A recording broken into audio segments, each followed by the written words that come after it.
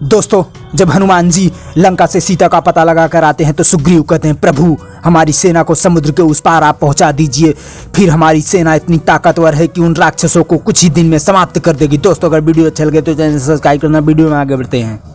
हनुमान के पिता अंजनी कहते हैं, प्रभु हमें अभी तक इस बात का ज्ञान ही नहीं था कि देवी सीता कहाँ हैं। मुझे अपने प्रिय पुत्र हनुमान पर बड़ा गर्व है कि उसने इस समस्या का समाधान करके हमारा मार्ग निश्चित कर दिया है। अब तो कोई दूसरी बात सोचने वाली है ही नहीं। प्रभु महाराज सुग्रीव, आपको इसी क्षण अपनी सेना को गूंज की आज्ञा देनी चाहिए।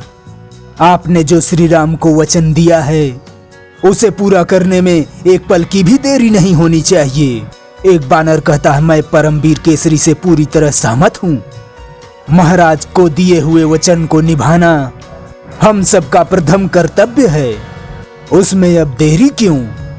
जामवंत कहते हैं, प्रभु हमारे पास बहुत कम समय है।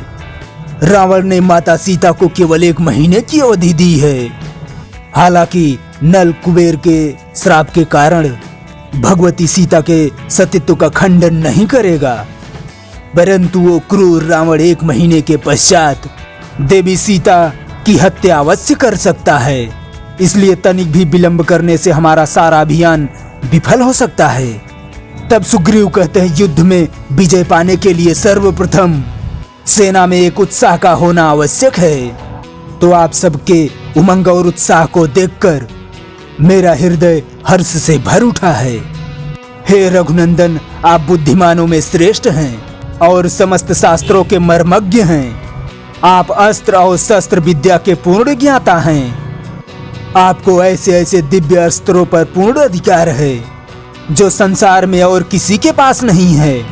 मुझे तीनों लोकों में ऐसा कोई नहीं दिखाई देता जो आपके धनुष धारण करने पर आपके सामने कोई टिक सके।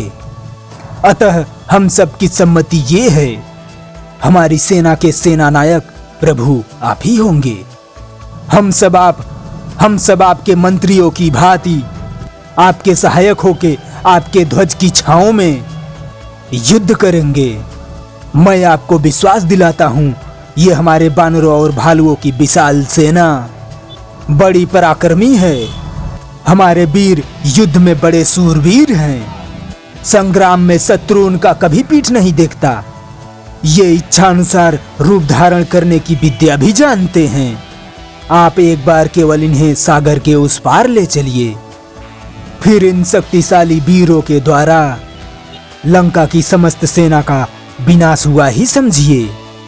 राम कहते हैं, महाराज सुग्रीव, अगर ऐसे वीर योद्धा हमारा साथ देंगे, मैं सच कहता हूँ शीघ्र ही रावण और उसकी राक्षसी सेना का नाश कर दूंगा। एक सेनापति को शत्रु पर आक्रमण करने से पहले उसके बलाबल और उसकी पूर्ण सुरक्षा पद्धति का ज्ञान होना चाहिए। इसलिए हे हनुमान, रावण की सेना का पूर्ण परिमाण, नगर द्वारों को दुर्गम बनाने के साधन, जो सब कुछ तुमने अपनी आंखों से देखा है, उन सब बातों का इस सभा में वर्णन करो। हनुमान कहते हैं, प्रभु लंका का दुर्ग, उसके रक्षा के साधन और जिस प्रकार सेना द्वारा सुरक्षित है वो सब मैं आपको बताता हूँ। लंका के 4 बड़े द्वार, उनके मजबूत किवाड़ों में बड़ी बड़ी अर्गलाएं हैं। उनके ऊपर विशाल और प्रबल उपल यंत्र रखे हुए हैं, जिसके द्वारा आक्रमण करने वाली सेना पर वो बड़े बड़े पत्थर फेंकते हैं। वहां विस्फोटक अस्त्रों का भी संग्रह रहता है। पुरी के चारों ओर सोने का एक परकोटा है जो अभेद्य है। उसके चारों ओर भयानक और गहरी ठंडे जल की खाई है, जिसमें मकर आदि ग्रह भरे हुए हैं। उस खाई को पार करने के लिए चारों मुख्य द्वारों के सामने 4 संक्रम भरे हुए हैं, जो शत्रु के आने पर यंत्रों के द्वारा पानी से उठा दिए जाते हैं। उसके चारों ओर प्राकृतिक और कृत्रिम रुकावटें हैं। 4 प्रकार के दुर्ग हैं और कई प्रकार की व्यूह रचना है, जिनका निरीक्षण रावण स्वयं करता है। परंतु प्रभु आपकी शक्ति के प्रताप से मैंने लंका को बड़ी क्षति पहुंचाई है। उनके संक्रमणों को तोड़ दिया है और खाई को पाट दिया है, जिससे हमारी सेना को लंकापुरी में प्रवेश करने की सुविधा रहे। हे राघव, मैंने उनके बहुत से अस्त्र और शस्त्रों के संग्रहालय विध्वंस कर दिया है।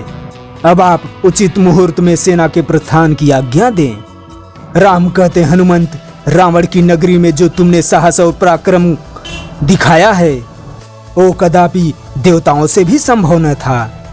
हम तुमसे सहमत हैं कि अब सेना को प्रस्थान करना चाहिए। महाराज सुग्रीव, हम आप सबकी सम्मति से सेनानायक का कार्यभार संभालते हैं। तो दोस्तों, अब तक के वीडियो आपको कैसा लगा? ठीक ठाक लगा हो तो यार भैया प्लीज चैनल सब्सक्राइब करना, वीडियो को लाइक शेयर भी कर देना। वीडियो देखने के लिए धन्यवाद। Thank you. जय हिंद।